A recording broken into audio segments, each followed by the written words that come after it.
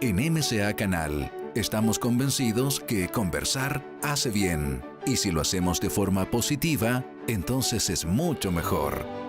A partir de este momento, Edgardo Fogel te invita a una amena y profunda charla.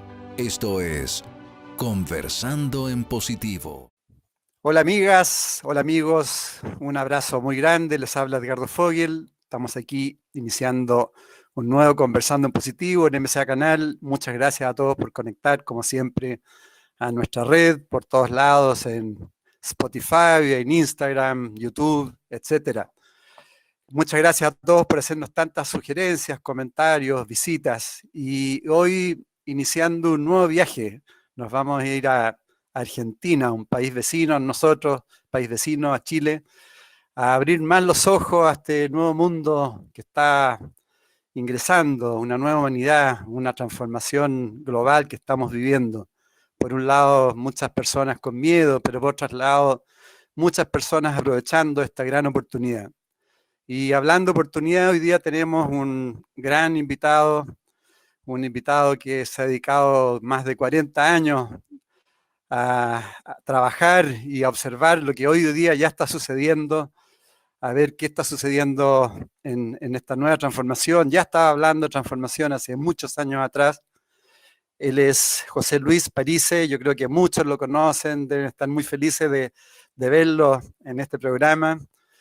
Es un patiperro, como se dice acá en Chile, tiene más de, no sé, yo creo que ya mucho más de 300 viajes, es psicoanalista, escritor, investigador, mago, como él mismo se define, argentino, eh, y también, bueno, más de 40 años investigando, experimentando con las distintas culturas iniciáticas de este planeta, que es de alguna forma donde viene su gran inspiración, su método, los 11 pasos de la magia.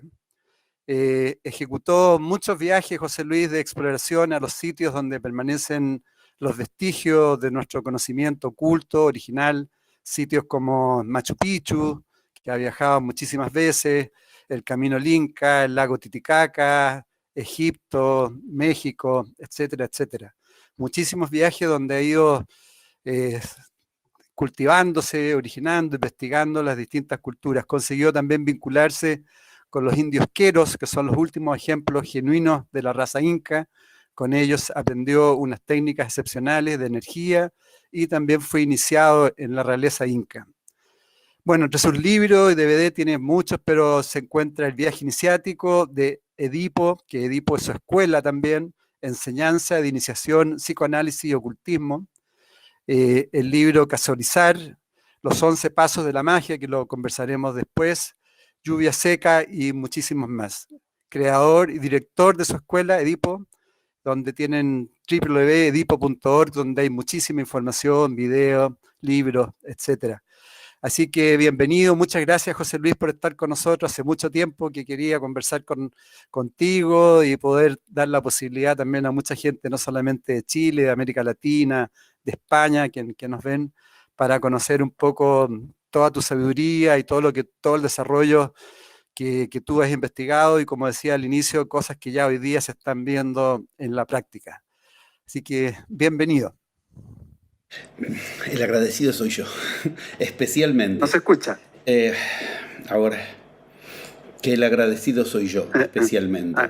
En tanto de lo que se trata es de que, bueno, estamos en un momento, todos lo sabemos ya, clave. Esto es importante entender que ahora todos lo sabemos, porque la primera vez que yo hablé de esto, yo fundé mi escuela, como bien dijiste recién, y te agradezco la presentación, ya son 39 años, 40 años casi. Y trato de avisar desde hace muchísimo tiempo de este momento en particular, pero especialmente desde el 2005 en Francia, en París, tuve ocasión de en una cena hablar de estas cuestiones y advertí que estábamos a lo que se llama una séptima, 7 años del 2012, y ya la gente no se acuerda de la nueva era, de lo que pasó, y menos aún la mayoría de la gente repara en que del 2012 ya pasó una séptima, estamos en 2020. Y 2021 y 2019 es el momento de la explosión. COVID-19 lo demuestra.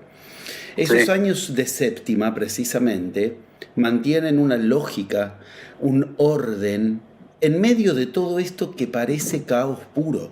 Que si la vacuna, que si la no vacuna, que si la vacuna nos va a hacer mejor, que si no nos va a hacer mejor, que una vacuna para un país, otra vacuna. Es obvio que si esto fue natural o que si esto fue generado por laboratorios, es obvio que la humanidad está en un caos poderosísimo. Sin embargo, la buena nueva de entrada es que esto no es un caos, esto sigue un orden. Orden profetizado, orden explicado en esas culturas que también nombraste recién y en las que tuve el honor de ser recibido, y en muchísimas de ellas por las personas más sagradas de esa cultura. Por eso el agradecido soy yo, porque en esta oportunidad de hablarle a la gente de cuestiones que tanto tiempo traté de advertir y ahora, como bien decías, ya están en los diarios, ya están en los periódicos, ya se abre la ventana y se las ven todos lados, la gente está más desorientada que nunca. Por eso, gracias por esta oportunidad. No, al contrario, muchas gracias a ti. Y por lo mismo, José Luis, hoy vivimos tiempos de grandes distopías. Esta sociedad ya prácticamente está agotada, sin duda. Estamos iniciando una nueva humanidad. ¿Cómo estás viendo tú cómo lo ves tú todo este momento? ¿Y cómo lo has vivido también? ¿Cómo lo he vivido? Generando realidad propia. Aplicando de una manera extraordinaria lo que estas mismas enseñanzas nos advierten, que es que en 11 pasos se genera realidad propia, y viviéndolo como desde el 2012 precisamente está advertido que hay que vivirlo. La pregunta es doble en la que estás posibilitándome, y vuelvo a agradecer esta entrada al tema, porque por un lado es cómo veo, cómo vivo la cuestión en el mundo, y otra cosa es cómo lo he vivido yo. Empiezo por casa, empiezo por mí, por desde adentro, diciendo de una manera muy alegre, realmente, lo digo en medio de un momento donde la alegría es un servicio que uno le puede hacer a la humanidad verdaderamente. El año 2020, estamos iniciando el 2021, el año 2020 ha sido uno de los de más producción de mi escuela, de mi vida, y decir eso, cualquier año es hermoso, pero decirlo en un año donde la humanidad vivió una nada total, y vivió una espera, y vivió una angustia y una incertidumbre, cuando vivió, porque en el medio de todo eso la muerte arrolló, está claro que marca que es posible la realidad propia. Ahora, si entendemos lo que está ocurriendo extramuros, lo que está ocurriendo en lo que nos hace creer el yo, que es la realidad, eso que vemos en los informativos, que leemos en los diarios, es imprescindible comprender la lógica de lo que está sucediendo, o de lo contrario nos lleva puestos como una ola ese supuesto caos. Por eso, si tú quieres, podemos, no sé, esto te pregunto, tú conoces tu audiencia y tú obviamente diriges tu programa, pero si tú quieres podemos comenzar explicando un poco de qué se trata lo que está sucediendo a escala de una lógica que nos lo advirtió 14.000 años, o sea, nada que ver con caos, con algo inesperado o con algo ante lo cual no podemos hacer otra cosa que angustiarnos por la emergencia. Es una emergencia, pero esta emergencia es parte de una urgencia, y esa urgencia está profetizada y está ocurriendo tal cual. Lamentablemente, debo admitirlo sí o sí, por la peor vía. Podía ocurrir por una vía que se llama húmeda, digamos, mucho más agradable, o una vía seca. Está ocurriendo la vía seca, que de todos modos es la que mayores probabilidades tenía. Pero esto nada significa para quien decide generar realidad propia. O sea, significa mucho en el orden de, entonces entiendo en qué campo tengo que operar para generar mi realidad. Otra cosa es creer que por lo que está ocurriendo en la humanidad, entonces yo en consecuencia. Cuando uno piensa así, olvídese de toda iniciación, olvídese de toda magia y olvídese de toda enseñanza de lo que los iniciados nos enseñaron.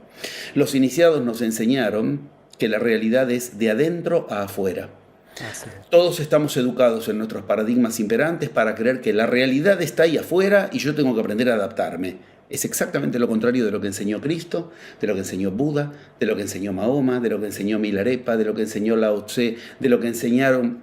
Puedo hacer una hermosa sucesión de nombres ilustres. Yo he dado en este mismo tiempo la historia oculta de Cristo, la enseñanza oculta de Cristo, lo mismo con Buda, lo mismo con Mahoma y hasta con Lucifer, que es la parte oscura de esta historia, pero está tremendamente relacionada esa historia con nuestros días.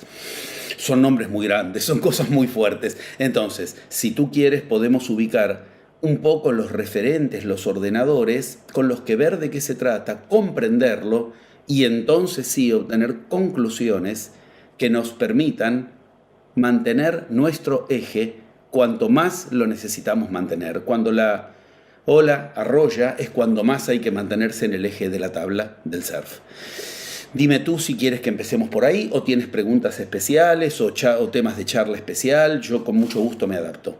Vale, déjame hacerte algunas preguntas y vamos entrando después al método, los 11 pasos de la magia y todo eso. Primero que nada me gustaría que te conociéramos un poquito más, ante todas las cosas que tú has realizado, el despertar que has tenido, pero siempre llama la atención cómo uno se inicia este camino. Yo entiendo que tú te iniciaste bastante joven, pero siempre es interesante para otras personas que hoy día mismo pueden estar como partiendo, que se están cuestionando la vida, que simplemente han estado sobreviviendo y ahora se van dando cuenta que hay que empezar a vivir la vida también, dejar de estar programado. Entonces, me gustaría que me contaras un poco de tu vida en esa parte. ¿Qué te hizo clic para ir resonando estos temas tan profundos? Gracias por el interés, porque en medio de todo esto el interés en lo particular y personal lo tengo que agradecer especialmente. Es un acto de mucha generosidad de tu parte. Sí, efectivamente, yo también pienso que a la gente le puede ayudar mucho que uno cuente sus inicios, porque en los inicios en estos caminos uno está totalmente desorientado, no sabe. Uno por ahí tiene claramente que quiere algo espiritual en la vida, por nombrarlo de algún modo, pero ¿qué hace? Yoga, mantra, tantra, pirámides, se va a Machu Picchu, hace vegetarianismo, ¿qué hace? No, el caos es total al respecto, cuando uno recién inicia. Y hay muchas cuestiones que si a mí me las hubieran explicado 40 años atrás, yo lo hubiera agradecido enormemente. Por eso creo que de verdad es un servicio a los amables oyentes lo que podemos ubicar de los inicios de un camino como muestra de un cierto método que nos puede ser claro si de entrada lo tenemos. Sí, claramente, cuando yo inicié era muy joven, obviamente en la adolescencia, a leer estas cosas, como en general todo el mundo empieza o por lecturas o por cursos. Yo hacía las dos cosas, lecturas y cursos. Y la verdad que me lo tomé muy en serio. Para no ponerme a describir cosas que llevarían demasiado tiempo, llegó un momento en el que yo estaba leyendo 14 horas por día todos los días de mi vida y ese momento abarcó 2/7, 14 años. Me encolumnaba el trabajo, los pacientes cuando ya empecé a atender pacientes, etc. La mayor parte de la semana me la pasaba haciendo eso, después intercalaba, lo cual quiere decir me tomé muy en serio la lectura. En ese periodo leí los escritos sagrados del planeta, los que entiendo que son los que fundaron las culturas, las religiones, es decir, estamos hablando de todas las culturas, de la India, de Medio Oriente, de Oriente y los nativos, los originarios de América. Mientras tanto hacía los cursos que podía, mientras no tenía que trabajar, tenía que vivir. Y la lectura llegó a un punto en el que me produjo cierto lugar que creo que a todo el mundo le pasa. Y esto tiene que ver con Cristo en el Evangelio de Tomás. Llegará un momento en que tengas profunda desazón. Si sigues, ahí te asisten, cuando tus fuerzas humanas no puedan más, ahí entran las fuerzas divinas, si sigues. Lo cual no todo el mundo. Llegó un momento de profunda desazón. Yo más leía y menos encontraba en eso que yo leía la aplicabilidad de las cuestiones. Había leído todo lo que consideraba sagrado y paralelamente empecé mi formación como psicoanalista. Ya sé que en todo el mundo decir argentino y psicoanalista es medio sinónimo, pero en mi caso me lo había tomado muy en serio porque además de en la facultad yo hacía grupos de estudio de temáticas tremendamente complicadas, o sea, topología, dinámica, economía, economía psíquica, posibilidades energéticas en el psiquismo, desde Lacan muy rigurosamente y Freud hasta Jung, que son en cierto modo dos extremos de un mismo arco. Y uniendo un poco todo eso, intenté tomarme la petulancia, el atrevimiento adolescente con los conocimientos de psicoanálisis que tenía, yo lo digo así, poner a Cristo en el diván de analista. Mi premisa de investigación fue la siguiente: Cristo, yo te voy a leer todo lo que encuentre de vos, o sea, los apócrifos, los canónicos, los distintos escritos de las distintas escuelas originarias del cristianismo, pero yo parto de una premisa para que nos entendamos. Esta era mi diálogo con Cristo. Si tú has nacido superpoderoso de una madre virgen, que la palomita en el cielo dijo: este es mi hijo en quien tengo complacencia, y te has muerto y has resucitado y tenías superpoderes, tú eres un personaje de historieta. Entonces a mí como hombre no me sirve ese modelo. Yo voy a partir respetándote del siguiente modo. Voy a leer todo bajo una clave. Has nacido como yo, como tú, como los oyentes, y has encontrado un camino por el que transitaste de lo humano a lo divino. Yo quiero ese camino. Yo quiero descubrir, conocer y recorrer el camino que hace de puente entre lo humano y lo divino, porque un puente puede separar dos lugares o unirlos. Esta premisa, en cierto modo, fue el gran clic, la gran diferencia. Nunca aceptar que un iniciado, que un mago, que aquellos de los que en la historia no sabemos si son mitológicos o humanos, nacieron con esas potestades. Si tú partes de comprender que ellos nacieron como tú y como cualquiera de nosotros, vas a interesarte en lo que a ellos les interesó: enseñar el camino por el que efectivamente el humano se encontró con lo divino en lo humano. Yo hablo de Cristo, lo mismo puedo decir de Buda. Buda se iluminó bastante rápido. Buda salió del palacio del padre y, aun pese a todos los inconvenientes que tuvo que subsanar, etc., no fue mucho tiempo el que le llevó a iluminarse. Lo que le llevó de tiempo realmente fue enseñarle a los demás a iluminarse. Pero esto es fundamental, porque él estaba enseñando algo que, cuando uno habla de Buda, no sabe muy bien si está hablando de un hombre o de un dios. Él, con claridad, entendía que todos tenían que hacer el mismo camino de iluminación. Llegó un momento en el que, con esas lecturas y con esas prerrogativas, comencé a ver algo muy raro, que para mí era muy raro. ¿Por qué? Porque aplicaba mínimamente algo de eso y obtenía grandes resultados. ¿Resultados a qué me refiero? La realidad se ordenaba como yo quería. Esto era una gran sorpresa. Tú sabes, Latinoamérica, Argentina más aún, todo es siempre al revés de como uno quisiera, como uno le ayudara. Esto es así. No es que vivimos en un lugar, y eso es buenísimo. No es que vivimos en un lugar que nos ayuda, porque si nosotros aquí lo logramos, ¿qué excusa tienen en el primer mundo y en el resto del mundo? Entender esto y entender que mínimas dosis que yo lograba aplicar de lo que había aprendido me producían ordenamientos conmovedores, enormes, me empezó a ayudar para lo que era la siguiente etapa. Ya está bien de lectura, José Luis. Ahora habría que ir a esos lugares. ¿A qué? Y qué sé yo, no sé, estando ahí me enteraré. A poner a prueba lo que, por ejemplo, había leído de los chamanes, o lo que había leído, por ejemplo, de la India, o lo que había leído, por ejemplo, de el Zen, ponerlo a prueba ahí. Y si era verdad la hipótesis que esos mismos lugares proponían, esas mismas enseñanzas, tenía que suceder indefectiblemente que lo similar encuentre lo similar. ¿Esto qué quiere decir? Si yo iba a esos lugares y mis deducciones, interpretaciones, investigaciones eran similares a lo que ellos habían ubicado, nos íbamos a tener que encontrar con los bastiones de la sabiduría. Esto empezó un camino de viajes que no era fácil, porque había que pagarlos, había que financiarse, había que dejar de trabajar ese tiempo. Todo esto me lo empezaba a propiciar esa aplicación rudimentaria como yo podía, pero que ya me trascendía enormemente a mis posibilidades históricas. Tal vez el pináculo de esto fue el momento concluyente que tú bien has mencionado, unos cuantos años después, cuando yo ya tenía mi escuela y etcétera, y tuve el honor de enterarme de lo que en ese momento eran los 4 queros fundamentales. Los queros son, como bien dijiste en la presentación, los últimos exponentes de la raza inca, puros. 400 años estuvieron aislados cerca de Machu Picchu y el conquistador jamás los encontró, no les pudo poner un pie encima. O sea, el conquistador español, el conquistador europeo que se llevó puesto al continente, a los queros nunca los encontró. ¿Por qué? Porque ellos conocían ciertas burbujas de energía, ciertas técnicas de energía que arman burbuja y eso marca una eficacia rotunda. Yo me enteré de su existencia, estamos hablando antes del año 2000, no había internet, no había nada de todo eso, no era fácil. No es que como ahora uno manda un WhatsApp y que se va un mail. Y comencé con la misma enseñanza a propiciar ciertas líneas invocativas para conectarme de alguna manera con los queros. Te la hago corta, aunque la historia no es corta y es fascinante y es hermosa. Pero obviamente la magia produjo lo suyo y de pronto me contacté con el que era el hijo del antropólogo que los había, entre comillas, descubierto. Ellos se habían recluido 400 años después.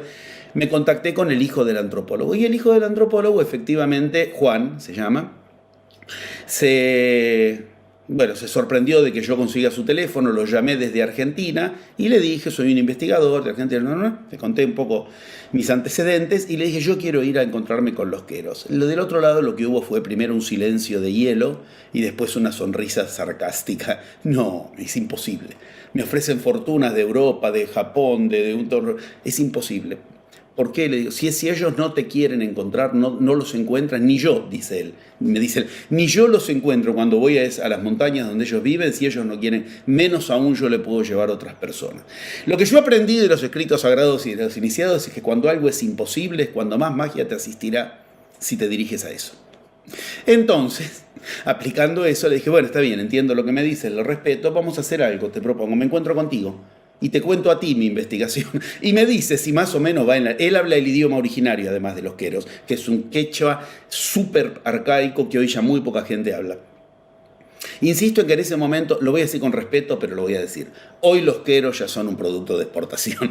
O sea, hoy no tiene nada que ver con esto que estoy diciendo. Hoy uno va a Perú y más o menos en la aduana están los queros ahí como quiere que le haga un tour. Hoy es otra cosa. Yo estoy hablando de los queros de antes del 2000.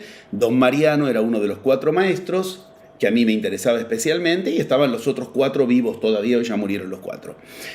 Bueno, llego a Perú, me encuentro con don Juan. Y bueno, me empieza a contar un poco frente a la Catedral de Cusco, un lugar precioso, no digo precioso estéticamente solamente, precioso porque ahí converge toda la historia de las culturas originarias, y me empieza a contar adentro de esta catedral ocurrió tal.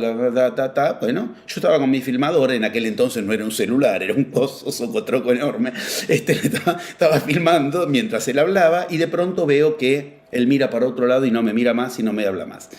Es gente de pocas pulgas, a ver si nos entendemos. Es gente un tanto quisquillosa. O sea, si uno dice algo que no corresponde, tal vez te bajan la persiana y andate y veremos si otra vez te reciben. Yo pensé que dije argentino, como todos los argentinos, tenemos fama de petulante, qué sé yo, qué habré dicho que le cayó mal, no sé. Bueno. No me habla, está filmado, mira para un costado, vuelve a mirarme y me dice, el que viene caminando ahí es uno de los 4 sacerdotes queros. Jamás bajaron de las montañas. Si tú me pides que me presente, creo que esto es un lugar interesante para presentar mi enseñanza. Nunca bajaron, tanto que él venía adelante con un joven, obviamente de aspecto sumamente indígena, no solo, digamos, de la ciudad de Perú, de Cusco, sino de las montañas, porque él no sabe ni moverse en la ciudad, ni conoce el idioma que se habla en la ciudad. Nunca vi esto, me dijo. Se ponen a hablar en el dialecto, yo con respeto mantengo la filmadora, pero la bajo, quedó grabado el audio. Bueno, a los pocos segundos me dice, vienen a buscarte a ti. ¿A mí? ¿Quién soy yo? Eso me lo tienes que contestar tú. Nunca me olvido. Es una respuesta perfecta. Eso me lo tienes que contestar tú. ¿Pero qué? ¿Qué? Pregunta tonta de occidental típico. ¿Y cómo saben que yo...? No, ellos no hablan de ti. Ah, eso lo entiendo mejor. Vieron señales. La frase fue histórica para mi vida. Señales habrán visto. Ellos ven que el cóndor vuela para un lugar extraño, que no es el de siempre, que aparece tal... Y la van siguiendo como los que venían de Tíbet buscando a Cristo y son conocidos como la estrella de Belén. Y bueno, siguiendo señales, llegaron a la plaza de Cusco y estaba Juan, que él los conoce, y al lado de Juan estaba yo. Y me dice, te quieren llevar a las montañas, quieren enseñarte algunas cosas, quieren hacer algunas pruebas de energía, Bueno, esto terminó en un ritual de iniciación inca en el que 7 viajes después, con los mismos queros, o sea, esto es todo un proceso, me nombraron de la realeza inca. Y uno de los queros, que hoy sí está sobreviviendo aún perfectamente, aunque no es uno de los maestros originales, en otro momento, cuando yo iba a entregarle al Papa actual, mi investigación sobre Cristo, me ofrece por pedido mío, quiero llevarle algo de los queros al Papa, ¿qué me podés dar de ustedes? Yo pensé que me iba a dar una pluma de águila y ya estaba feliz. Me dice esto, y saca, la tengo con mucho honor, una piedra, que es la piedra que los pachacutes se pasaban entre ellos, y que nunca la tuvo alguien que no tenga sangre indígena. Yo no soy indígena, no me pongo el poncho, no me disfrazo de objeto exótico. Por primera vez la va a tener alguien. ¿Por qué? Porque él entendía que lo que yo estaba haciendo era Pachacútec. ¿Qué es Pachacútec? Lo que te lleva a la nueva era. Siguiente vez, con mi piedra, me reencuentro con ese mismo quero, sacerdote, y me dice, vamos a hacer la verdadera prueba. Nos vamos a ir a las tierras sagradas, 6.400 metros. Recordemos que la Concagua tiene 6.800 y pico. Sin equipo, sin nada, caminando con mi método de la magia, nada más. Y vamos a ver. Bueno, insisto, resumo. Llegados ahí, a esa altura, logramos entrar a lugares a los que ni los queros habían entrado en 400 años. Ellos no conocían esa zona, todo esto lo tengo filmado. O sea, lo tomaron como un signo extremadamente positivo. Y ahí hacemos un ritual de venida, de invocación a sus deidades, los apus. Y a través de hojas de coca hacen una lectura de oráculo. Y los apus le advierten, esta es la enseñanza Pachacútec. Esta es la enseñanza que ustedes esperaban, la que lleva a la nueva era. Yo tengo mucho respeto por esa cultura, y esa cultura me mostró que efectivamente todo aquello que yo había llevado era armónico con aquello que efectivamente era para lo cual todo esto juega. Lo que desde el 2012 en adelante te mencionaba recién, con lógicas que después si quieres podemos desarrollar. Sí. Bueno, a partir de ahí me proponen, como digámoslo así, encarnar al Pachacútec. Yo dije que no, que el Pachacútec es la enseñanza. Porque gente que en la vieja era se supone que nos llevaba de la mano, ya tuvimos, para eso es la vieja era. Lo bueno de que sea una enseñanza, lo que nos lleva a la nueva era, es que la puedes seguir tú, la puedo seguir yo, la pueden seguir los oyentes. No es una cuestión personalista o personalizada, es una cuestión de decidir ingresar en la nueva era. Y este es el momento. Por eso, retornando al principio, agradezco esta oportunidad. Elegí para presentarme esta vía, pero entendamos que uno puede encontrar muchas otras vías posibles, y creo que esta es una que de entrada muestra la importancia de aquello que esta enseñanza originaria nos muestra.